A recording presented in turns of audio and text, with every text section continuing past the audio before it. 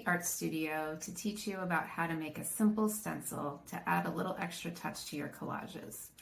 A simple stencil is a really great way to add shape and color on a flat piece of paper, so you're not cutting and gluing everything. It can be something that you add on afterward, or it can be a way for you to start a collage. To make a simple stencil, like this one here, you just need some really thin cardboard, and I find that cereal boxes work really well. Just cut a nice big piece of it for yourself.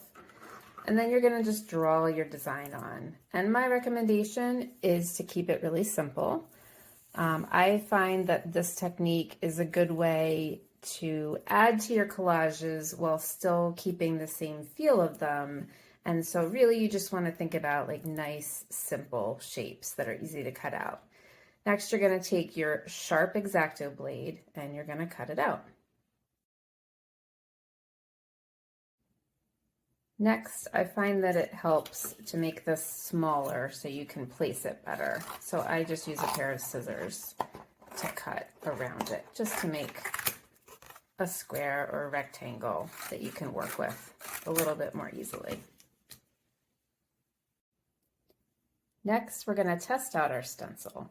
It's really nice to have a variety of art supplies for this part, so I'm going to show you how it works with a watercolor set, a marker. This is a watercolor marker, but any sort of nice pointed marker will do for this. You'll see that it has kind of a brush point, so that's helpful. I have a Neo color, it's a water-soluble crayon from Caran d'Ache. And then I just have these pan pastels, which I'm going to use a little tool and some paper towel just so I don't get it all over everything. So as you use the different materials, you'll find that each way of doing it will produce a slightly different result. And so then you can tailor it to be what works for your style. If you're a very tight person and like things very exact, the watercolor way might not work for you because you'll see it'll be a little amorphous. And I really like using an inexpensive kind of recycled cardboard for this because you can make lots of them. And if it gets wet, that's fine. You just let it dry, or you can just make another one. This one actually got pretty nice corners. So now I'm going to show you the same thing with the marker. And we'll actually tip it a little bit so we can use this for something different. Because the other fun part about this is it's a great way to start a collage. If you're not really sure what you want to make, or you're having just kind of a slow day and you're not really sure, if you're very inspired, this is a good way to just make some starts for yourself, and then you have them for when you're ready to go. So again, you can make this as exact as you'd like. So there's the marker.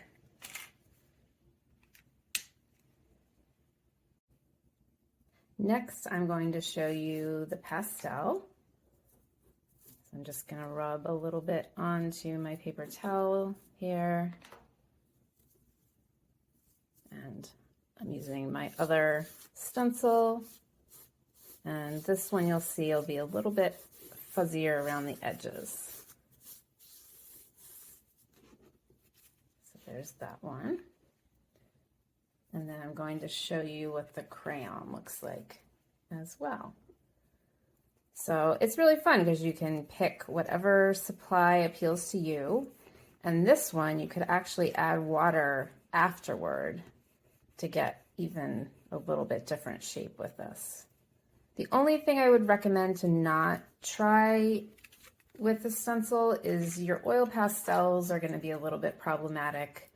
They'll get a little thick and then it's hard to work on top of them. So I would say that probably wouldn't be the best material, but you could certainly try and just kind of dig through your art supplies and decide which you like to use personally, because that's such a big part of this process.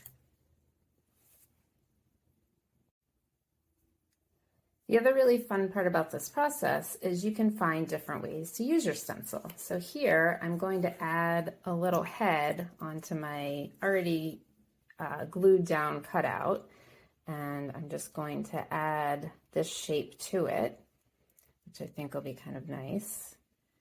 And stencils are great for repeating a shape over and over. So you could do a really nice like flower garden or some kind of background with this. And it's just a really quick and easy way of adding some shapes that are very similar in size. So there we go.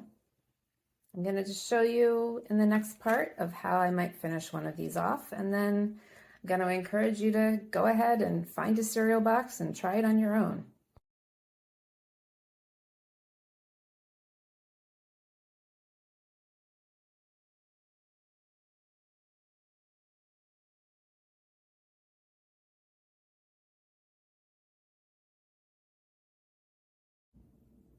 To finish off a simple collage like this, I like to look for just the right eyeball, and a speech bubble and a pink or red cheek add just the right touch of whimsy to really give your character some great personality.